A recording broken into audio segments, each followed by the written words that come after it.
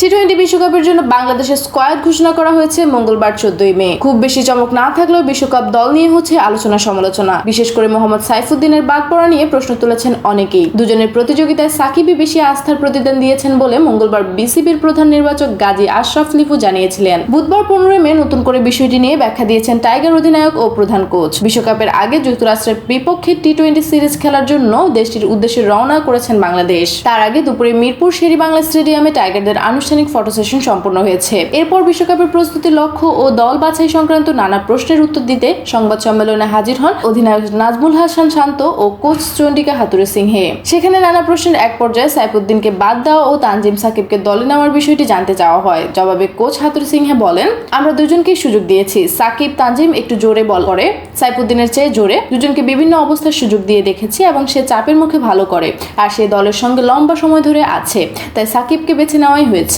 চোটের কারণে দীর্ঘদিন জাতীয় দলের বাইরে ছিলেন সাইফুদ্দিন। পুনর্বাসন শেষে বাংলাদেশ প্রিমিয়ার লিগে বিপিএল ও ঢাকা প্রিমিয়ার লিগে ডিপিএল এ খেললেও জিম্বাবুয়ে সিরিজ দিয়ে অলরাউন্ডার লাল সবুজ জার্সিতে ফেরেন 18 মাস পর। জিম্বাবুয়ে সিরিজ 4 ম্যাচে সাইফুদ্দিন নিয়েছেন 8 উইকেট, অন্যদিকে 2 ম্যাচে খেলে তানজিম সাকিব 1টি উইকেট নিয়েছেন মাত্র।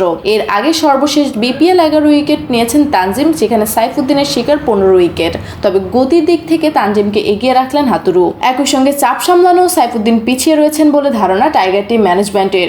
একই প্রশ্নের জবাবে অধিনায়ক শান্ত জানিয়েছে, দল নির্বাচন নিয়ে আমরা সবাই অনেক আগে থেকে আলোচনা করছিলাম। শুধু জিম্বাবুয়ে সিরিজ নয়, এর আগেও আমাদের সবার সম্মিলিত সিদ্ধান্ত এটা। আর সাকিব সাইফুদ্দিনকে নিয়ে যা কোচও বললেন, সাকিবের ফেসটা বেশি। আমি ডিটেল বলতে চাই না, তবে সে খুবই কাছাকাছি ছিল। জিম্বাবুয়ে সিরিজে রান না পাওয়ায় মাঝপথে একাদশের বাইরে রাখা হয় লিটন কুমার দাসকে। তবুও লিটনকে দলে রাখা নিয়ে শান্ত ব্যাখ্যা দিয়েছেন এভাবে, লিটন আমাদের খুব গুরুত্বপূর্ণ ক্রিকেটার, কয়েকটা সিরিজ খারাপ খেলেছে, তবে আমরা নতুন কাউকে এখন চাই না, অভিজ্ঞতায় গুরুত্ব দিয়েছি। আশা করছি সে ভালোভাবে ফিরবে। দর্শক, এ ব্যাপারে আপনার কি মতামত জানিয়ে দিন কমেন্ট বক্সে।